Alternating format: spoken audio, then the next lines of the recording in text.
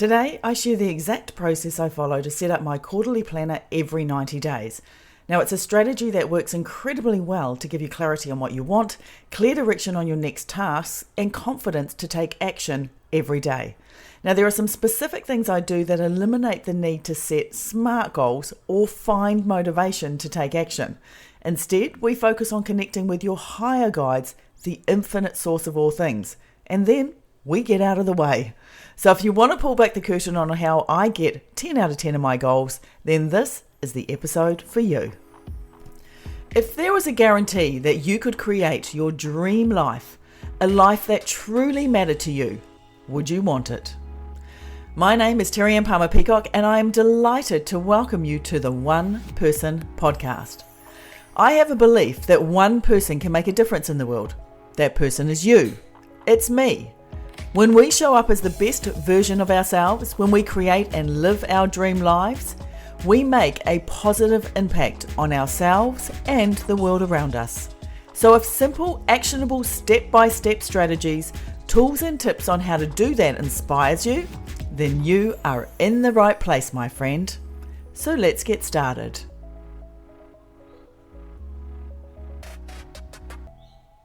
I've just spent the last 24 hours setting up my planner for the next 90 days. Now, I'm a bit late, 10 days late actually, and I normally like to have my planner all set up and ready to go on day one of the new quarter, but I wanted to make some changes to the planner and I needed to find the time to really go through the entire process properly for myself. Now, this process is one of the most powerful processes I have ever created or participated in. I truly, absolutely love it. It gives me clarity, it gives me direction, it helps with my time management, and it improves my productivity. And every time I do it, I gain a little more awareness of who I am, what I want, and what truly matters to me. Now, my ultimate goal is to live a life I love every day and to make a positive impact in the world, and of course to live my true nature and purpose. Now, I think that's pretty close to everyone's ultimate goal.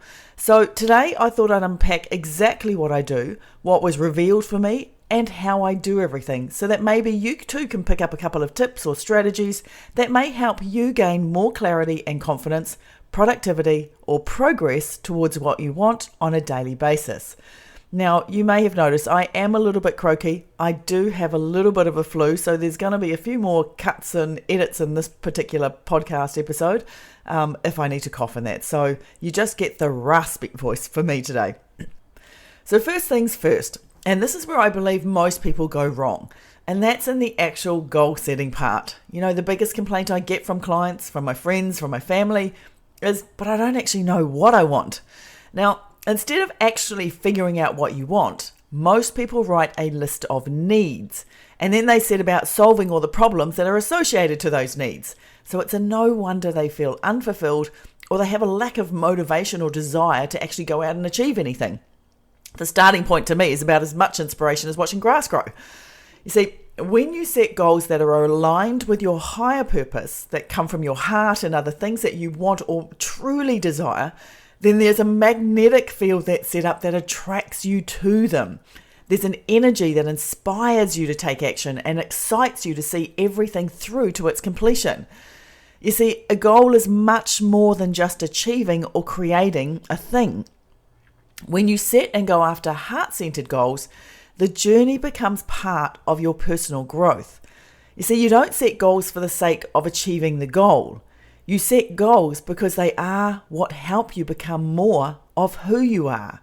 You see, proper goals give you the incentive to grow your conscious awareness. You know, right now, you are a perfect expression of an infinite power. Right here, all things are possible. And as you become consciously aware of your oneness with the infinite power within you and its laws of expression, that awareness will be reflected in your results. Every aspect of your life is a mirror reflection of your own level of awareness. Now, James Allen, he communicated this over 100 years ago, 1903 in fact, when he wrote the book As a Man Thinketh. Now he said, "Mind is the master power that molds and makes, and you are your mind, and evermore you take. The tool of thought, and shaping what you will, brings forth 1,000 joys, or 1,000 ills. You think in secret, and it comes to pass. Environment is but your looking glass. You see, awareness gives meaning to life. Increasing your awareness requires replacing your old conditioning or set paradigms. And this is a lifelong process for nearly every single living person on the planet. Conditioning is simply a multitude of ideas which are fixed in your unconscious mind that you do repetitively. Another way to look at these is your habits. Now, you most probably have, as I do, a whole heap of concepts or habits which require replacing if you want to experience life in its fullest expression. Now, the negative habits are the ones that give you unwanted results and hold you back or stifle your growth, and they are both negative and destructive. Bob Proctor said in his success program, to be successful in replacing negative habits with positive ones, you must have a good reason, and that reason is a goal. Now, whenever you've been successful in improving habits in the past, you have either consciously or unconsciously set a goal, a reason to do what had to be done. Now, the greater the desire to reach the goal, the easier it is to change your conditioning. Now, Bob goes on to say, so that you can be absolutely certain of improving the quality of your life, it is essential that the goal you choose is something special. Your goal must be something you personally feel very drawn to. It has to be important to you. You don't have to justify to anyone why you want it, not even to yourself, but you must want it. You must really want it with your heart and soul. Otherwise, the goal will not serve its purpose. And that's why I created a brand new guided meditation in the Momentum Method for taking you to your land of plenty, where your heart and soul resides, the place where the universe speaks to you, your highest purpose, your highest guidance, your highest spirit. Your land of plenty is based on a shamanic technique that is designed to get you out of your left brain and put you into a state of superconscious receptivity. Basically, it's connecting you to your higher self, right? When you arrive at your land of plenty, the aim is to notice what is there. It's about becoming mindful of the messages your spirit guides are sending you or clues they leave for you to answer any questions that you might have asked. Now, for me, I set a really strong intention to give me clarity and direction for my next 90 days. And I personally receive visual symbols. Now, some people will hear things, some people will feel things, some people will sense things, and some people will say they get nothing. But even nothing is something. Now, for the exercise that I just did, when I went into my land of plenty, I got 3 distinct symbols. Now, the first was a greenstone or Palmer-Peacock, which is a gift in Māori. The second was a crown. Now, what's interesting about this is that crown has appeared in my last 3 land of plenty meditations. So I know there's something for me to explore here. And finally, I saw a full-bellied, now that's the polite way of saying fat, bumblebee. And it was flitting from flower to flower, pollinating each one. It'd stop at a flower, it'd obviously do its business there, and then it would fly onto the next flower, and it would do its business there. So here's what's important. Once you have your symbols, you need to then explore them. And this is using your intuitive faculties and the creative process of making it up. Now, the te onga is a very strong symbol of home for me. And initially I thought it meant I needed to go home back to New Zealand more often. My last trip back in Easter, I had a really, really strong connection to the land. But on deeper introspection in my land of plenty, I believe the message was to go home within. It was to find that connection, like when I went back in Easter time, the connection to the land, to my ancestors, to the chiefs, to the tribes, was really strong. And it's about finding that within myself. Now, the crown was all about my ideas and my standards. Now, I get regal or royalty standard ideas, meaning the information I get downloaded needs to be acted upon and have follow through. I just know that there is so many great ideas that I get that will benefit so many other people. I just need to take action. And finally, the bumblebee. Now, did you know that the bumblebee does not have a hive like the honeybee? Instead, it lives on the ground. And it only has a small group of bees that it hangs out with. It's also the most effective pollinator in comparison to the standard honeybee. It does way more than the honeybee. It likes to stay fairly close to home and it doesn't travel far, but it is extremely good at its job. See, I knew there was a reason I liked the bumblebee. Now, this was an easy interpretation for me because it represents my business, which also includes this podcast. The pollination moving from flower to flower is me spreading my words or audios or videos to different groups of people to help them grow and flourish. The fact that it's a bee in nature showed me that it's also cyclical. It's the cyclical Mother Nature aspect of what I offer that relates to the Momentum Planner and the Momentum Method training course, which should be completed every quarter. The spirit guides are very, very clever, you know. Now, there were a few more messages I got in the writing exercise, but I want to move on so this episode isn't too long. So next step that I did in my strategy, or my 90-day strategy, was to complete a 30 wants list. In other words, I had to write down 30 things that I wanted and not stop until I had all 30. And these are pure wants. No limitation, no need to know how I could possibly create them. Just what do I want? Now, when I get my clients do this exercise, most people get stuck around 12 to 15 wants and they stop. You know, I personally got stuck at 17, but when I reflected back after I had my 30, there were probably about 5 wants written down that were exactly the same thing, they were just worded differently. So the key here is when you do this exercise is you want to push through until you have all 30 things listed down. Now, once you do that, the next step is you rank them in order of importance. Now, what we're looking for really is I really just want the top 10. What are the top 10 wants that you have? Now, for me, when I looked at my list, 4 of them straight away just flew off the page. They were, like beaconed lights saying, pick me, pick me. And it was almost like the rest of them didn't really matter because if I got these top 4, everything else would have just fallen into alignment. It's kind of like the wants list ends up looking like food at a smorgasbord. You know it's there and you can have it, but it's not that important to have it all then and there.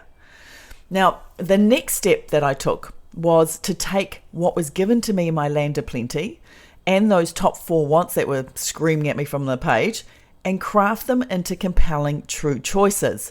Now, true choices are just grand visions of what I want to create in my life. Now, these are goals, remember, that came from your Land of Plenty. So they are goals that are generated from my heart and that align with my true nature and purpose.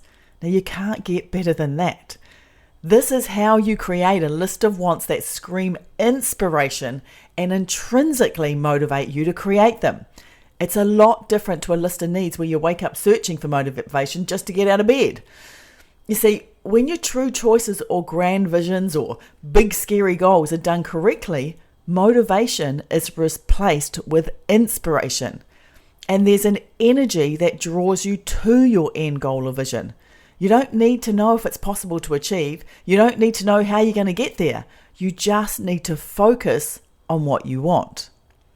Now, we're only halfway there. The next step is to break that vision into a year time period so you can start grounding it into reality. And you use in no sense to do that. Now, innocence is when you consciously suspend your unconscious need to know. It's a place outside of thoughts and feelings.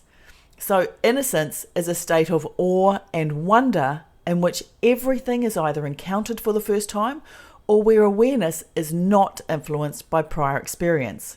So you go into innocence to ask for the end results you want to achieve in the next 12 months. You then break it down using innocence one more time to get what I call secondary goals, or goals that we can focus on in the next 90 days. Now remember, all of this is being driven by your intuition and your superconscious genius. You are tapping into your higher self. Remember, you don't need to know what is going on. Leave it to the big boys and then get out of the way. So what you'll end up with is a set of true choices or visions for your heart's true desires. What truly matters to you. You get a 12-month roadmap and specific desired results for the next 90 days. Now, the true choices or visions are often way out in the distance. They're often your long-term goals, and you connect to them with a really clear vision, right? So you need to be able to see in the screen of your mind what that vision is and that you can complete that. Then what you do is you come back closer to now, still holding that vision, still feeling the pull towards it, but creating desired results along the way to make the journey easier to stick to and follow. Now from there, you then set monthly desired results that feed into your daily desired results. Now if you are completing daily desired results that are aligned with your highest good and purpose, you will be living a life you love. The very act of being drawn towards that which you desire most will fill you with a sense of joy. And that's exactly how I felt today. When I completed my planner in full, I recognized how important it is to connect with my true choices on a daily basis. And I'm super grateful that the planner acts as a reminder to prompt me to do the things that matter first every morning. The planner is part of my morning ritual. And that 7 to 10 minutes that I use to connect with my goals and plan out my day based on my secondary choices is what gets me unbelievable success. It's so liberating to have this amount of clarity and direction.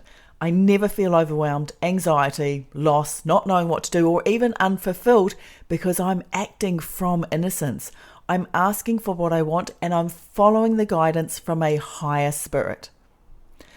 So that's what I do at the beginning of every quarter, and I'm offering you the chance to join me in the process. All you have to do is send me an email to TAPP, that's TAPP, at terrianepalmer.com. And I'll send you the details. You can also find my email in the show notes of this episode, or if you go to terrianepalmer.biz/11, you'll be able to find the details there as well. So thank you for listening to me today. I hope you got some valuable ideas for setting up your next 90 days, or at least crafting compelling goals. If you like this episode, then please share it on your socials or share it with a friend.